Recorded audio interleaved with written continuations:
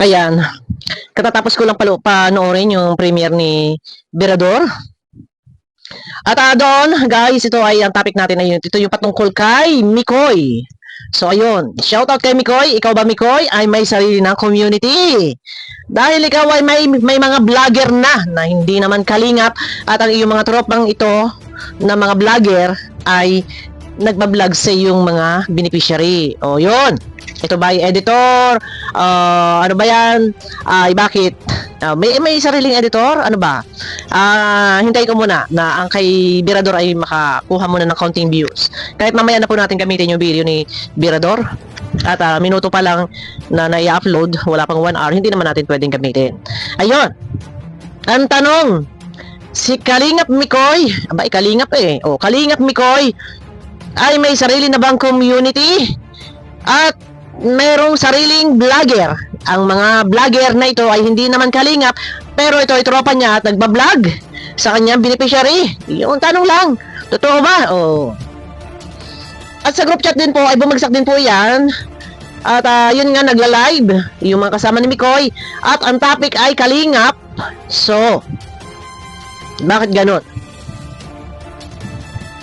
Tropa ni Mikoy, alam ba ito? Ni Kuya Bal? Alam ba ni Kalingap Rob? Baka naman alam. Pero, kung alam po yan, ni Kuya Bal at ni Kalingap Rob, hindi para si Berador ay mag-upload, mag-premiere, at ito nga yung topic. Mga editor, ano ba?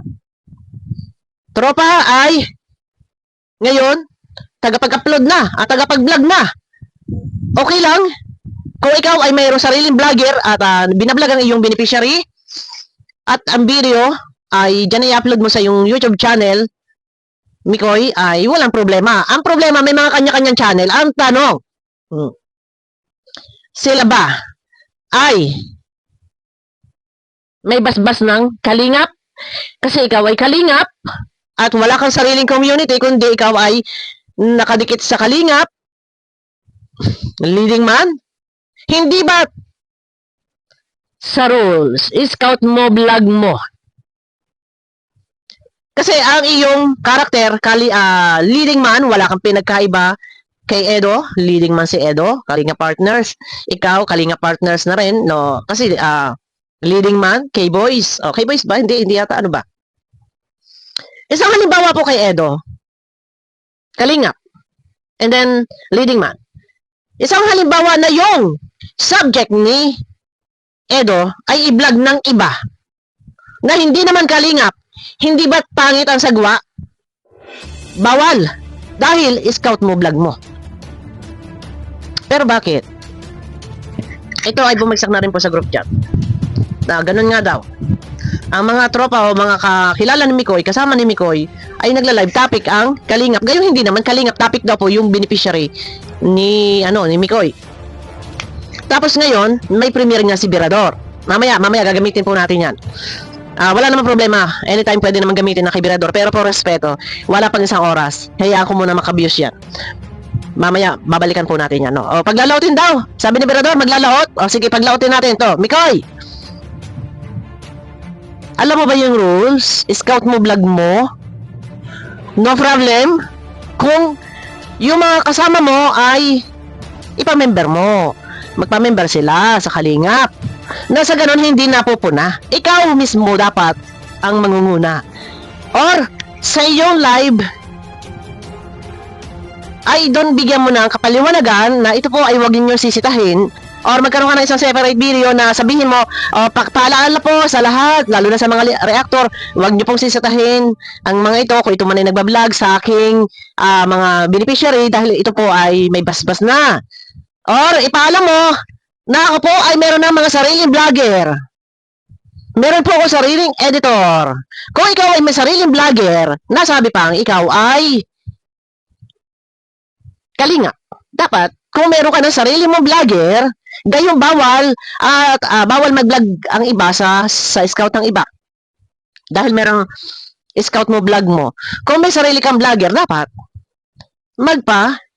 magpa-announce ka na kay Kuya Bal at sabihin mo may sarili ka ng community. Yun ang maganda doon. Kasi hindi, panoorin nyo muna guys, kay Birador ha, panoorin nyo muna. At hindi ko pwede itong reaksyonan pa. At mamaya, babalikan po natin yan. Kasi pagka ganyan, dapat kayo mismo maagap para hindi na nasisilipan at hindi nabubutasan. Bakit yung mga kasama mo, gamit na gamit, mag-topic, yung mga, ano mo, mga subject mo? Ano bang motibo nila? Bakit ba? Bakit nagbablog sa'yo? Bakit binablog yung beneficiary mo? Gusto rin ba? Kumita natural. Gusto rin bang magkaroon ng car? Magkaroon ng house? House and lot. Ay, natural. Magbablog pa. Kung wala din naman, wala din naman balak na gustong kumita, ay bakit pa? Magbablog ka. Siyempre, natural. Kaya nagbablog para makagain ng views and makagain ng revenue. Real talk. Ngayon, ang una-una dapat dito, nakakausapin, hindi kailangang sitahin, dapat matuto na kayo mismo lumapit sa kinaukulan, halimbawa kay Kuya Bal, kay Kalinga Prab, humingi ng basbas at nang mai-announce si Kuya Bal na ang mga ito ay official Kalinga vlogger. Pero kung ito'y nagawa na, ay maganda. Ang tanong, wala man tayo naririnig. At hindi magsasalita si Berador ng ganon. Panoorin nyo muna, hindi ko muna gagamitin ha. Ngayon, ang pagkakaalam ko kapag ang isang vlogger ay mayroon na sariling vlogger, tropa mo, ayan, nagbablog na sa mga binablog mo, ay may sarili kang vlogger, ay di dapat ay may sarili kang ng community. Kung ganun din lang. Dahil, kung yung mga vlogger na yan, yung nagbablog sa yung mga beneficiary, ay hindi mo sinasawa, hindi mo sinisita, kagustuhan mo din. Ay hindi ba, at may rules, scout mo vlog mo. Bakit hindi ka kumakain ng rules? Kay Kalingap Mikoy, ito maayos ang mga pag-reaction ko. Ganito lang ako magsalita. Bakit hindi ka ngumuya ng rules? Scout mo vlog mo eh. Pero sabi ko nga, baka naman alam na ni Kalingap Rob. Pero nasa Kalingap ka, under ka ng Kalingap Mikoy. Pag ikaw napuna, nasita, wala tayong magagawa. Kasi may rules. Kung ayaw naman ng rules, ayaw magpasakop, ayaw yung ngumuya ng rules, gawa ka sarili mong community. Total, may vlogger ka na nagbablog sa yung beneficiary. Ano ba talaga? Kinuha mo sila, editor, cameraman. Wow! Sana all! Asinsado. Level up. May cameraman, may editor. And then yung mga cameraman yan, yung mga cameraman na yan, and yung mga editor na yan, ay vlogger mo na din? Yes or no? Ay, nagbablog. Anong tawag doon? Nagbablog at ina-upload sa mga channel nila. Okay lang sana kung walang channel. Anong tawag doon? Hindi ba't bawal yan?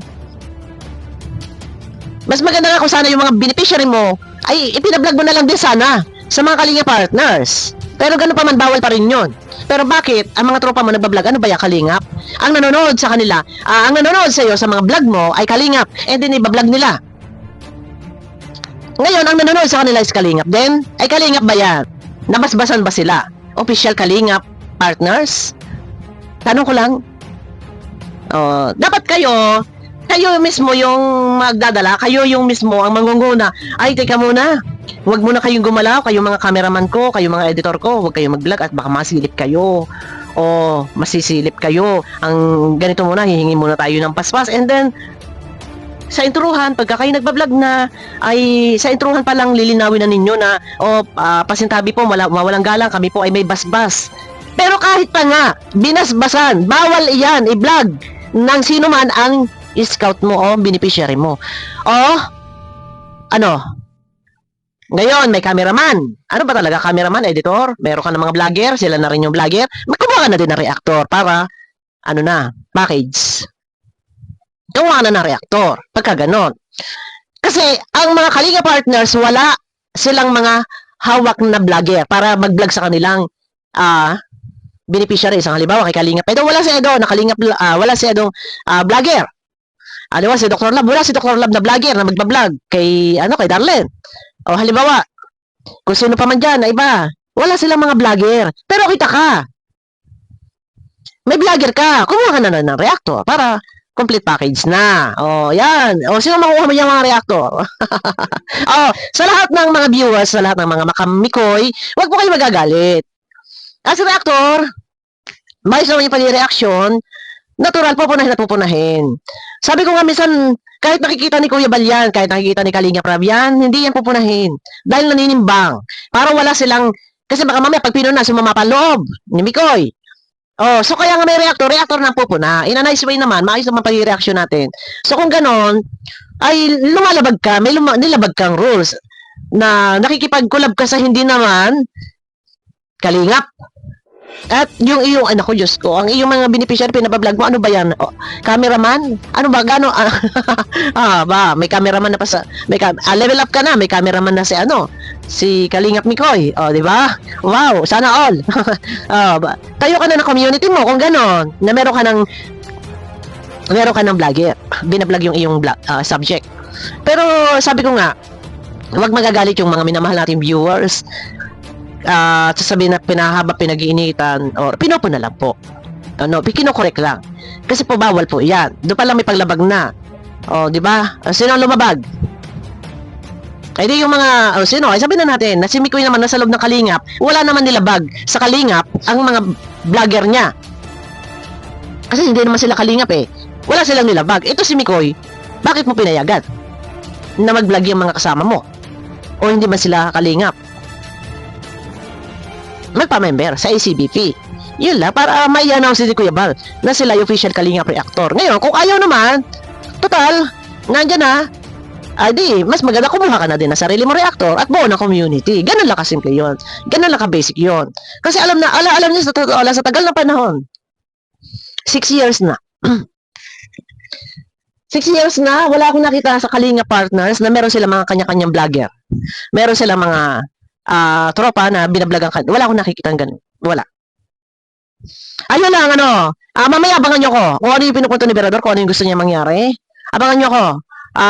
Hintay lang natin muna na maka-views, kahit mga 4 hours. Kahit mamaya na mga 8, 9, mag-upload ako. Abangan nyo ko guys sa akin next video, Mikoy. Ayan. Ay, pagka ganyan, ay pahabain niya ni Berador. Sabi nga ni Berador, pahabain? Sige, pahabain. Abot hanggang Japan. Abangan nyo ko guys sa akin next video. Mega love shoutout sa inyo lahat. Kaya pakiclick naman po na thumbs up.